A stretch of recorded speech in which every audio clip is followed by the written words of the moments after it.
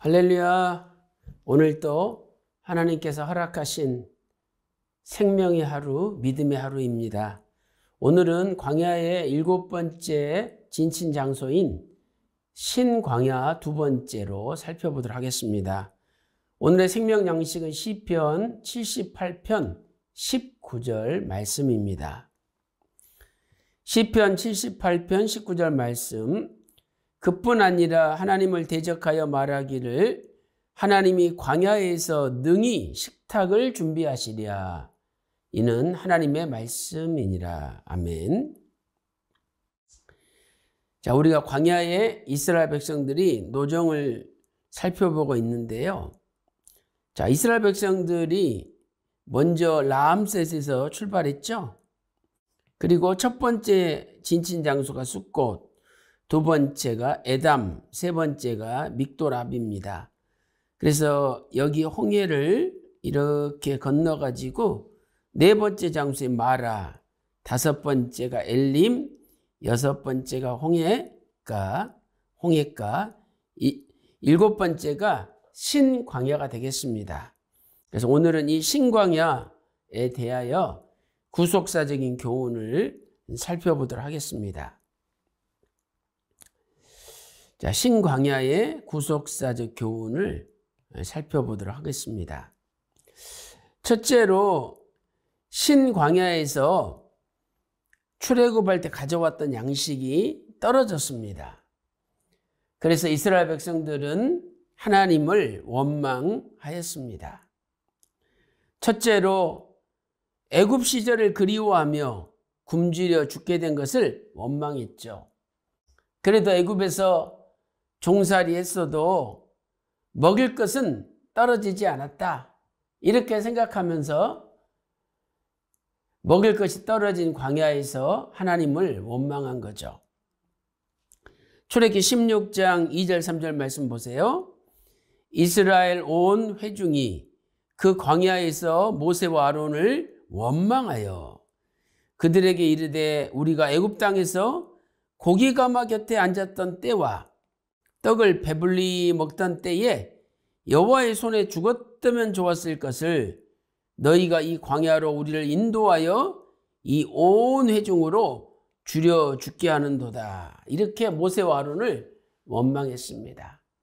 이것은 모세와 아론을 세우신 하나님을 원망한 것이죠.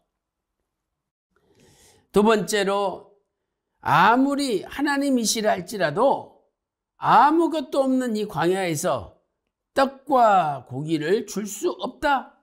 이렇게 원망했습니다. 이것은 전능하신 하나님,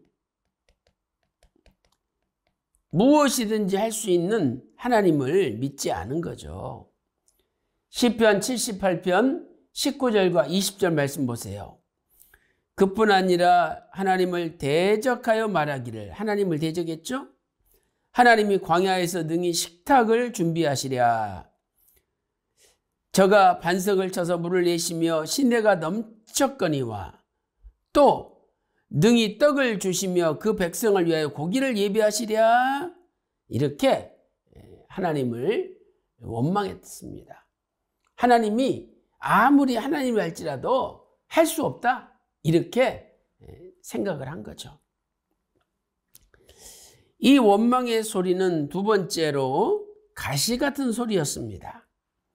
자, 어디에서 하나님을 원망했습니까? 신광야죠. 이 시는 히브리어로 가시라는 뜻입니다. 가시. 이렇게 신광야에서 하나님을 원망하고 대적함으로 말미암아 이들은 지명처럼 가시나무 같은 자들이 되고 말았던 것입니다.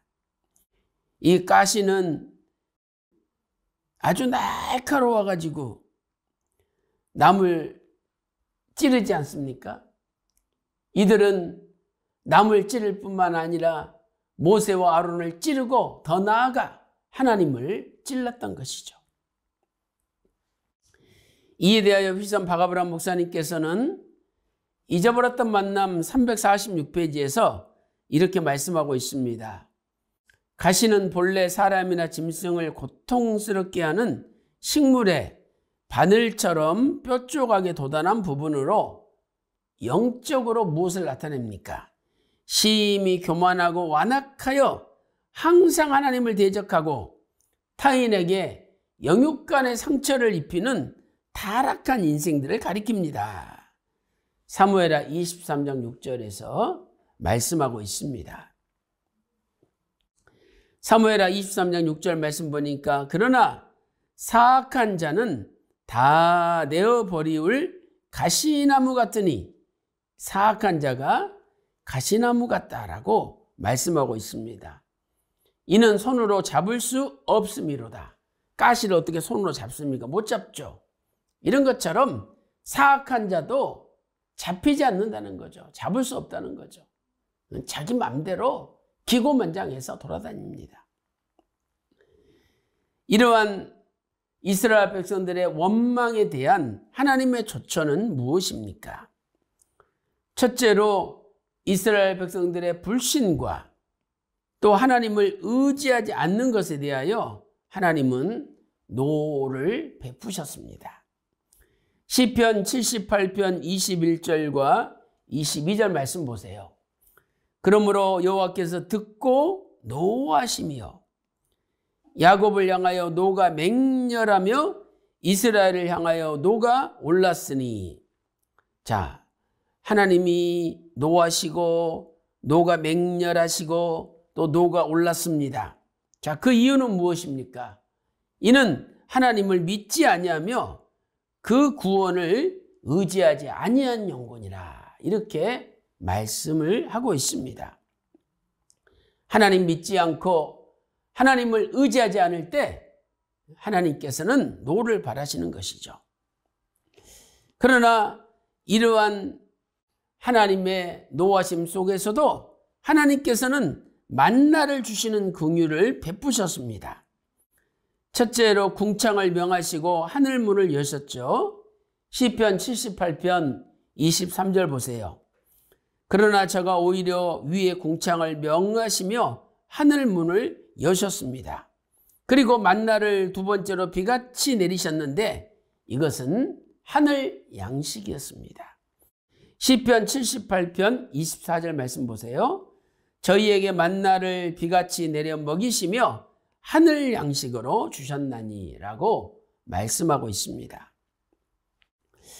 또한 이 만나를 권세 있는 자의 떡이라고 말씀하고 있습니다. 자, 시편 78편 25절 말씀 보세요. 사람이 권세 있는 자의 떡을 먹으며 하나님이 식물을 충족히 주셨도다.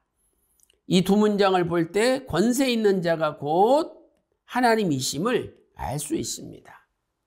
하나님은 권세가 있기 때문에 하늘문을 여시고 또 궁창에게 명하셔서 만나를 내리게 하셨던 것입니다.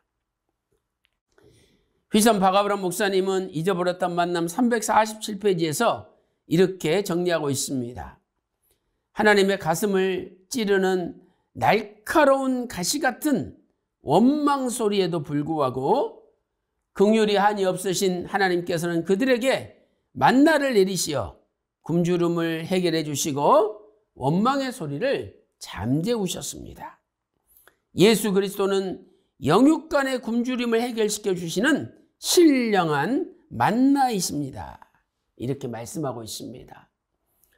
이스라엘 백성들이 원망했지만 그 가운데서도 긍휼을 베푸신 하나님께서, 때로는 우리가 원망하고 하나님을 대적하지만 하나님께서 긍휼을 베풀어 주셔서 영원한 만나를 우리에게 내려주시기를 주님의 이름으로 축원합니다. 기도 올리겠습니다.